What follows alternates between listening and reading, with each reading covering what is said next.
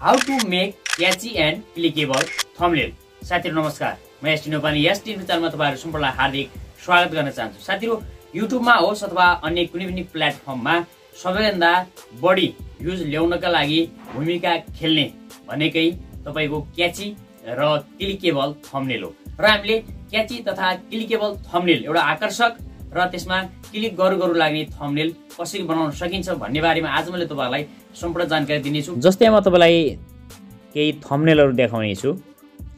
जस्तै मैले यहाँनिर बनाएको एउटा थम्बनेल रहेको छ यसरी, राष्ट्रिय अनुसन्धान विभागको यहाँनिर सरकारी जागिर खाने सुनौलो अवसर। अब तपाईले ब्याकग्राउन्डलाई चुज गर्दा तपाईले हेर्नु होला, यो जुन हाम्रो देखिरहेको छ थम्बनेलको जुन अक्षर देखिरहेको छ यो क्वालिटी एकदमै राम्रो हुनुपर्ने हुन्छ। कलरको तपाईले कम्बिनेसन राम्रो गर्नुपर्ने हुन्छ। म अरु पनि हेर्नु थम्बनेल तपाईलाई कतिपय देखाउने। जस्तै मैले हेर्नु एउटा अर्को थम्बनेल बनाएको थिएँ, एकदमै कम लेखेर स्टुडियो जस्तै गीत रेकर्ड भनेर हेर्नु सानो हामीले लोगो लगाइदिएका छौं र आफ्नै मोबाइलबाटै र यहाँ फोटो राखिदिएका छौं। अझ तपाईले फोटो राख्दाखेरि मुखको एक्सप्रेसन अलिकति वाउ जस्तो खालको एक्सप्रेसन तपाईले दिइदिनु भयो भने त्यो अवस्थामा तपाईको भ्युज अझ बढी आउनेछ, क्लिक बढी हुनेछ। यसमा राम्रो भ्युज आइरहेको छ अहिले मेरो।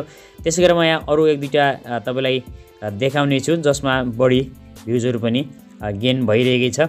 जस्तै यहाँ एउटा थम्बनेल थियो मैले बनाएको थिएँ, यो आइफोन भनेको छु। महँगो हुँदाहुँदै पनि किन धेरैको रोजाइमा पर्छ आइफोन, साइडमा हेरेर 5 कुरा।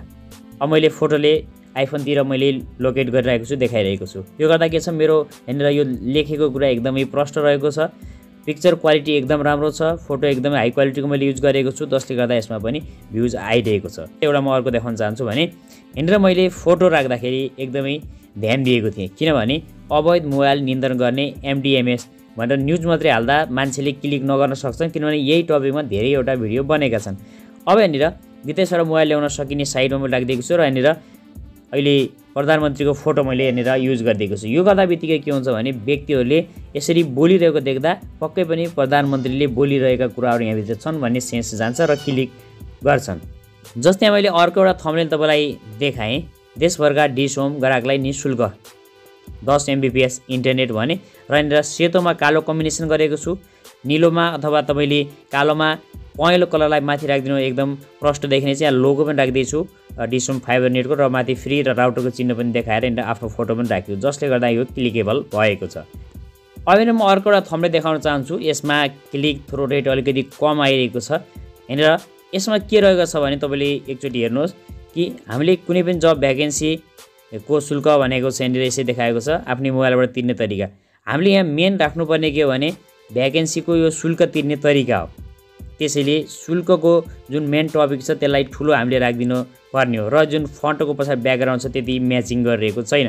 हामीले यसको जुन फन्ट ब्याकग्राउन्डलाई अलिकति चेन्ज गराएर हामीले यो तरिकाले राखिदियौँ अथवा यसमा रातो राखिदियौँ भने त्यो अवस्थामा अझ क्रिप्सी यहाँनिर हुनसक्छ, किनभने हामीले जति सक्यो दर्शकको आँखा तान्ने खालका अथवा क्याची खालका थम्बनेलहरू बनाउनु पर्ने हुन्छ। म तपाईहरुलाई केही टिप्सहरू दिँदैछु जसले गर्दा तपाईको थम्बनेल क्रिप्सी र क्लिकेबल हुनेछ। कर्मश मैले केही 5-7 वटा बुदाहरू तपाईलाई यहाँनिर भन्नेछु। तपाईहरुलाई लाग्न सक्छ कि हामीले भिडियो राम्रो बनाउँदा बित्तिकै हाम्रो भिडियोमा धेरै भ्युज आउँछ, तर भिडियोमा जति क्वालिटी तपाईले दिनुहुन्छ त्योभन्दा बढी क्वालिटी र बढी मेहनत र साथै क्रिप्सी र क्लिकेबल थम्बनेल अत्यन्तै महत्त्वपूर्ण हुन्छ। र हामीले यस्तो खालको क्याची एन्ड क्लिकेबल थम्बनेल बनाउनका लागि विभिन्न कुराहरूलाई ध्यान दिनुपर्ने हुन्छ।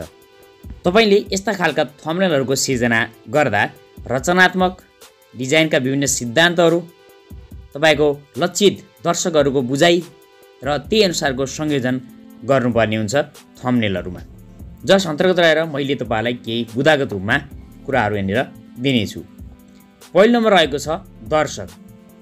जान्नुस् कि तपाईका भिडियोहरू कसलाई लक्षित गर्दैछन् अथवा तपाईले हालेका भिडियोहरू कुन वर्गलाई, कुन एजका व्यक्तिहरूलाई वा कुन ठाउँमा त्यो बढी चल्नेवाला छ, र त्यही अनुसारका अथवा त्यहाँ भएका व्यक्तिहरूको रुचि अथवा त्यो उमेर सङ्ख्याका जुन व्यक्तिहरूको रुचि अनुसार तपाईले थम्बनेललाई बनाउनु पर्ने हुन्छ।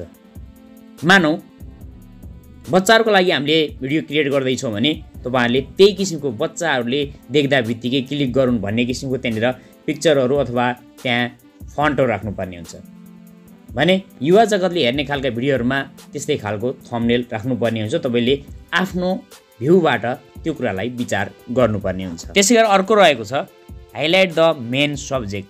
हामीले थम्बनेलमा नै हाम्रो मेन सब्जेक्ट त्यहाँको विषय के रहेको छ, के बारेमा हामीले जानकारी दिँदैछौँ त्यो कुरालाई हाइलाइट गरेको हुनुपर्छ। हाइलाइट गर्ने विभिन्न माध्यमहरू हुनसक्छ। तपाईँले त्यो जुन लाइन छ मेन लाइन त्यसलाई बोल्ड गर्न सक्नुहुन्छ। मेन लाइनलाई तपाईँले ठुलो फन्टमा लेख्न सक्नुहुन्छ अथवा मेन लाइनलाई अलिकति हाइलाइटेड फन्टमा स्ट्याक दिएर, जसले गर्दा दर्शकहरूले के आश गर्न सक्छन् भने यो भिडियोभित्र यिनी कुराहरू राखिएका छन् भनेर सजिलै बुझ्न सकुन्। होइन भने भिडियोमा हामीले अरू नै कुरा दिइरहेका छौँ र थम्बनेलमा अरू नै के चिज दिएका छौँ भने त्यो अवस्थामा हाम्रो भिडियोमा क्लिक आए तापनि भ्युज धेरै नै कम हुने।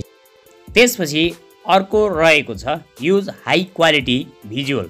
तपाईँले आफ्नो थम्बनेलमा इमेजहरू जति पनि राख्नुहुन्छ त्यसलाई तपाईँले हाई क्वालिटीमा राख्नुपर्ने हुन्छ। हामीले स्क्रिनसटहरू युज गऱ्यौँ तर पिक्चरहरू युज गरिरहेको छौँ, तर पनि हामीले जुन क्वालिटी त्यहाँ दिनुपर्ने हो, जुन क्लियरेन्स दिनुपर्ने हो, हाई क्वालिटीको फोटो राख्नुपर्ने, स्क्रिनसट राख्नुपर्ने त्यो राखिरहेका छैनौँ, धमिलो खालको राखिरहेका छौँ भने त्यसले पनि हाम्रो थम्बनेललाई बिगार्दछ, क्लिकेबल हुँदैन। त्यसले गर्दा यी कुरामा तपाईँले एकदमै ध्यान दिनुपर्ने हुन्छ र हामीले राख्ने जुन टेक्स्टहरू भए अथवा इमेजहरूको पनि क्वालिटी एकदमै हाई हुनुपर्ने हुन्छ। अर्को रहेको छ इनकर्पोरेट टेक्स्ट।